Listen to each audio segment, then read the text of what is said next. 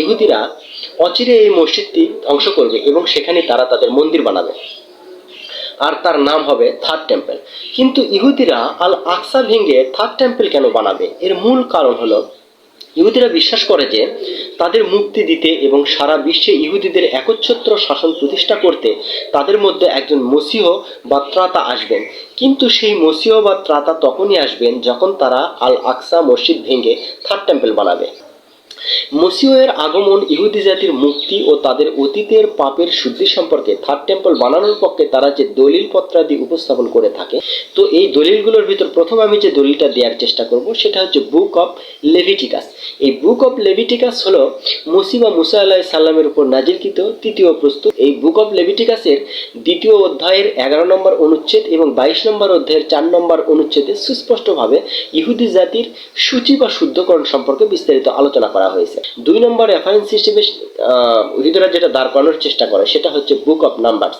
এই book of numbers বইয়ের 5 নম্বর অধ্যায়ের 2 নম্বর অনুচ্ছেদ, 19 নম্বর অধ্যায়ের 11 থেকে 13 নম্বর অনুচ্ছেদে হুবহুভাবে ইসরায়েলি জাতির অতীতের পাপ এবং অতীতের অবাধ্যতার জন্য তাদেরকে সূচি করার কথা বলা হয়েছে। তো 3 নম্বর দলিল হিসেবে তারা যেটা উপস্থাপন করে তা হচ্ছে বুক অফ হাগের। এই বুক অফ হাগের ধারণা করা হয় যে নবী হাগের নামে একটি পুস্তক এবং তার উপরেই বুকটি নাজিলকৃত।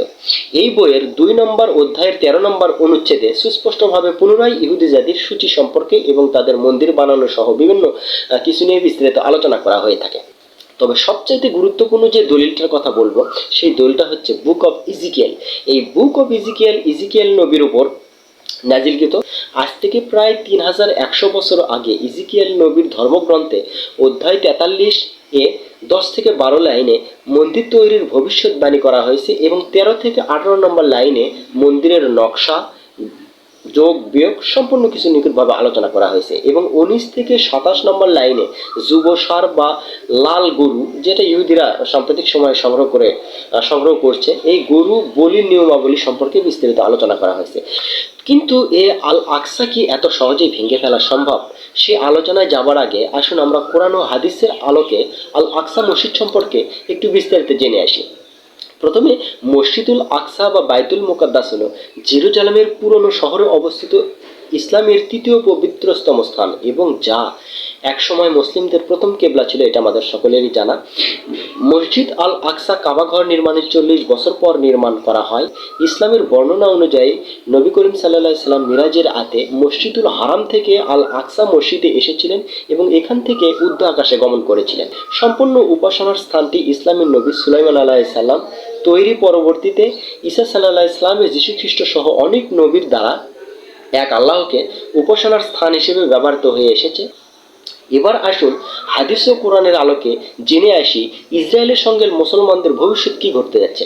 অর্থাৎ ইহুদিরা তো আল আকসা মসজিদ ধ্বংস করবে এবং গাজা, ফিলিস্তিন সব দখল করে নেবে, কিন্তু বিশ্বের মুসলমান এবং আগামী দিনে এই মসজিদটা রক্ষার জন্য আমাদের কোরআন হাদিস কি নির্দেশনা দেয় বা রাসূল পাক কি বলে গেছে সে সম্পর্কে আমরা একটু জেনে আসি। প্রথমে হযরত আবু হুরায়রা রাদিয়াল্লাহু তাআলা আনহু থেকে বর্ণিত, রাসূল সাল্লাল্লাহু আলাইহি সাল্লাম বলেছেন, কিয়ামত সংগঠিত হবে না যতক্ষণ পর্যন্ত মুসলমানরা ইহুদি সম্প্রদায়ের সাথে লড়াই না করবে।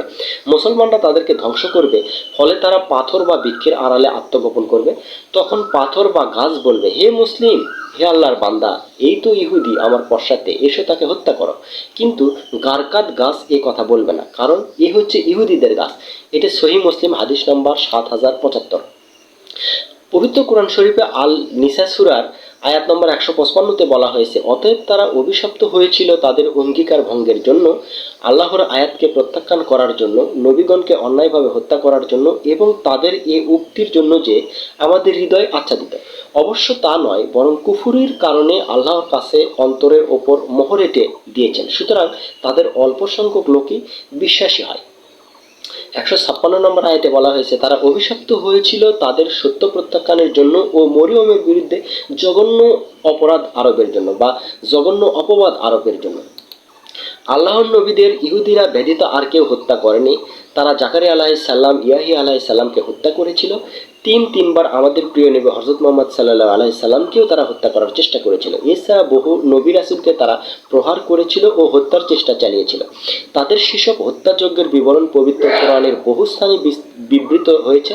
সূরা বাকারায় আল্লাহ তাআলা বলেন, তারা নবীগণকে অন্যায়ভাবে হত্যা করত। বাকারা আয়াত নম্বর 61।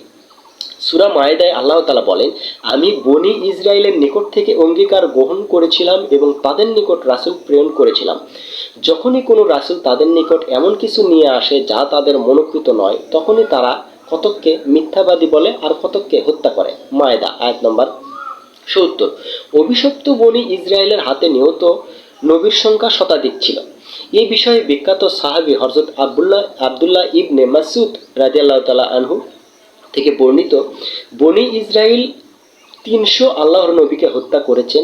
এটা তাফসিরে ইবনে আবি হাতেম উল্লেখ করা হয়েছে এবং বয়ানাতুল কোরআনের এটা সুস্পষ্টভাবে উল্লেখ রয়েছে ২য় নম্বর অধ্যায়ে ৩৬৭ থেকে ৩৬৮ নম্বর।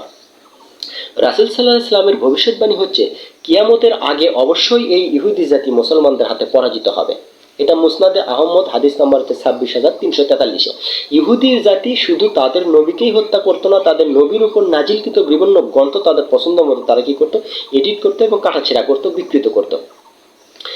তাই ভিডিওতে পবিত্র কোরআন ও হাদিস ব্যতীত অতীতের যতগুলো গ্রন্থ হতে তথ্য প্রদান করেছি তা বিকৃত কি শুদ্ধ তা আমাদের কাছে গুরুত্বপূর্ণ নয়। আমাদের কাছে সবচেয়ে গুরুত্বপূর্ণ হচ্ছে আমাদের কোরআন ও রাসূল পাকের পাক জবান দ্বারা নিঃসৃত বাণী, যা দ্বারা পরিষ্কার প্রমাণিত যে অভিশপ্ত ইহুদি জাতি যতই ক্ষমতার বড়াই করে মুসলমানদের নির্যাতন করুক না কেন, আকসা মসজিদের উপর তাদের যতই বল প্রয়োগ করুক না কেন, একদিন না একদিন আল আকসার উপর আল্লাহ তাআলা মুসলমানদের বিজয় দান করবেন এবং আল আকসা একদিন না একদিন ইহুদিদের ষড়যন্ত্র থেকে মুক্ত হবে। ধন্যবাদ সবাইকে। আসসালামু আলাইকুম।